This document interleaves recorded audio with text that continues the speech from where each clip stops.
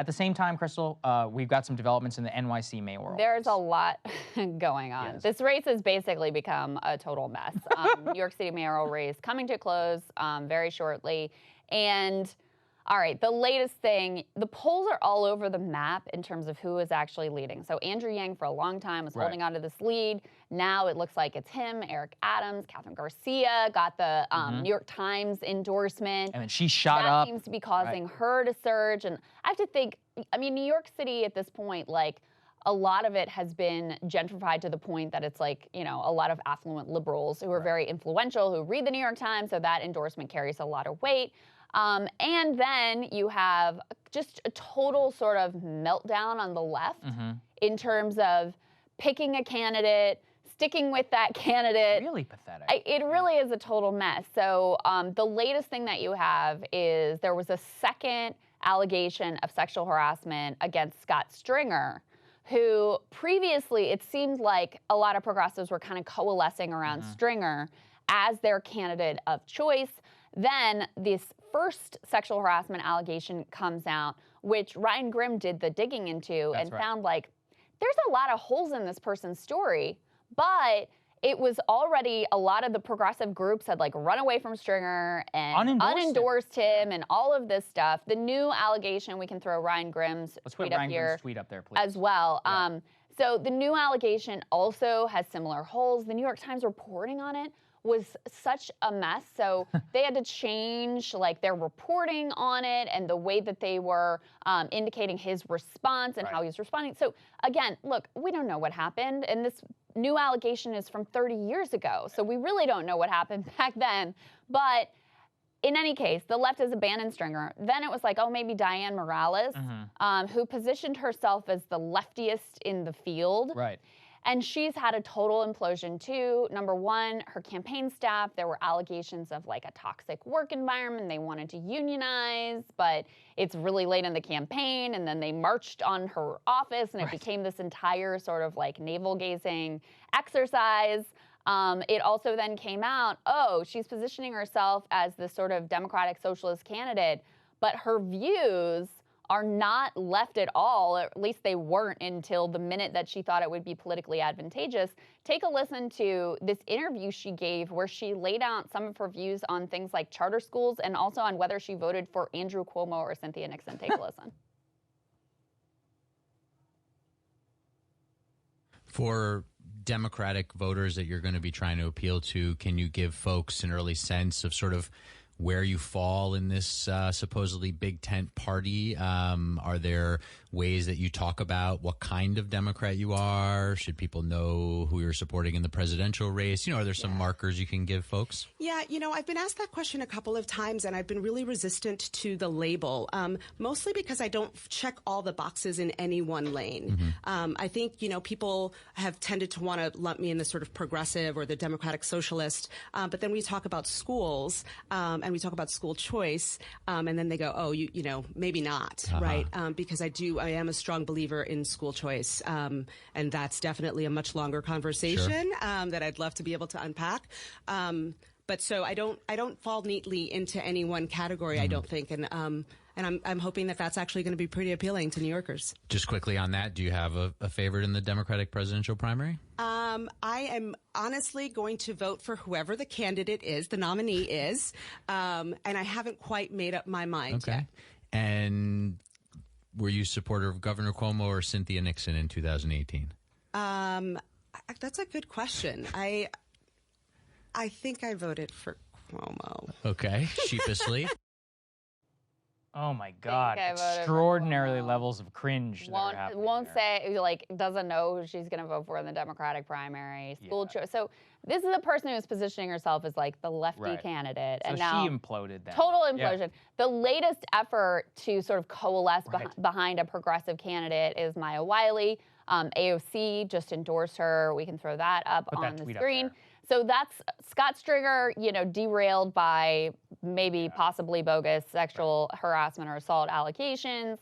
Diane Morales collapses. Now they're trying to coalesce behind Maya Wiley, who was, you know, she's a big Russia-gator over on MSNBC. She's a huge basically how that's who she is. How everybody knows her at this point, I think. So anyway, that's the latest choice. But It really is interesting, and Ross Barkan had a great piece on this and how politics became just like neoliberal through and through in New York City. And it was basically like, you know, New York City was a real innovator in these sort of like New Deal projects with rent stabilization and with these big housing developments for affordable. So all of that stuff. Then you have the New York City bankruptcy. That's and right. This is, again, what he tried. In the 1970s, yeah. And after that, you know, the focus in New York City becomes like, how do we make this an attractive target for capital? And how do we make sure that we've got developers who want to come in here?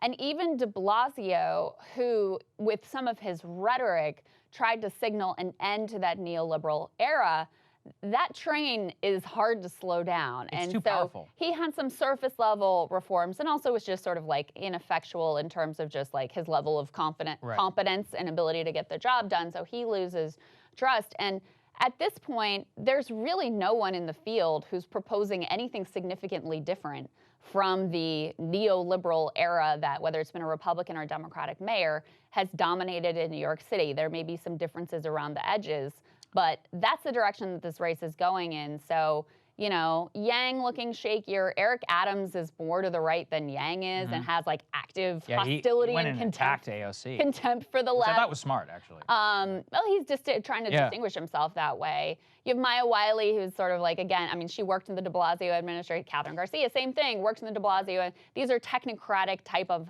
neoliberal managers, and that's essentially what the choices come down to. And you know, to the point that we were making earlier in the show about the cultural and the the economic left, I mean, AOC and them endorsed Maya Wiley because of defund the police, not because of any other economic reason, which actually is very pathetic from that point of view, which is that there's no economic agenda, really. This is New York City. I mean, this is the greatest city in America, like a beacon of America that shines throughout the world. And like you said, that's a very astute point from Ross. I never thought about it that way, which is that the bankruptcy and Ford telling them to drop dead basically made it, we're like, okay, we have to make New York the playground of the rich because that's the only way we're going to make this thing happen. Yeah, and that's it what they worked. did. I mean, what's the average home price of, what's the average home price? We can go and ask some of these mayoral candidates. They don't know. I mean, in Manhattan, it's absolutely outrageous. And the Bloombergization of New York City, where they explicitly were just like, look, we're going after the millionaires. That's going to be our entire tax base and screw everybody else. He said Manhattan, it should be a luxury good. I mean, and it is, and it's very expensive. And everybody, you basically import, you know, cheap labor from all around the rest of the boroughs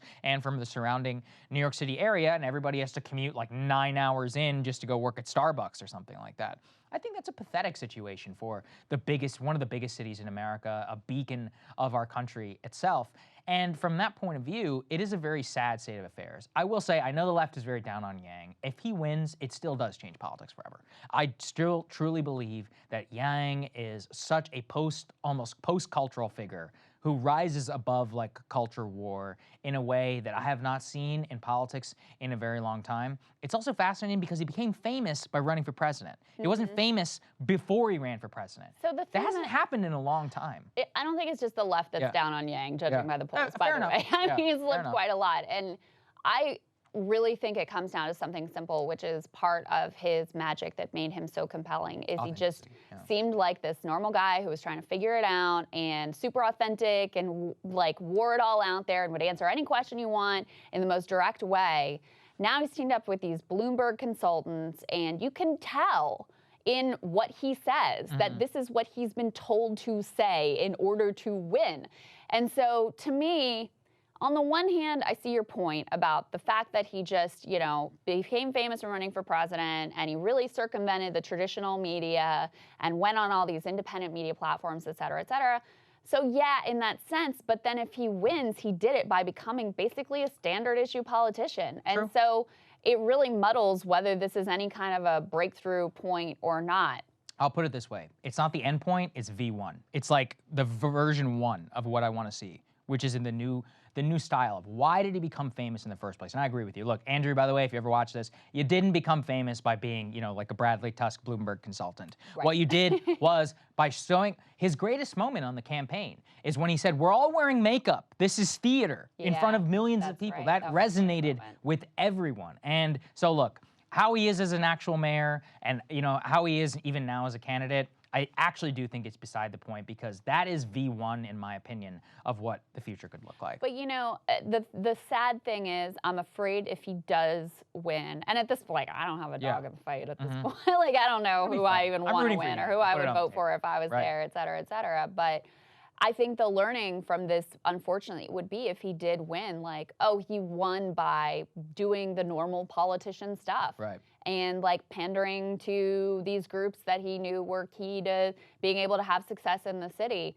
I don't know if it's going to work out. The polls have been very dicey for him. It seems like Catherine Garcia is kind of surging. Eric Adams has been very aggressive. Who knows if Maya Wiley may have a last minute, like, you know, if there's a new coalescing around her. We really don't know, and these races can be very fluid up to the end. But yeah, I sadly think that would be the takeaway, whether it's the right takeaway or not, that he played by the rules, got the political class consultants in, had the right poll-tested messaging, and that was the key to success. So I'm not sure that the takeaway would be what we wanted to. We'll see.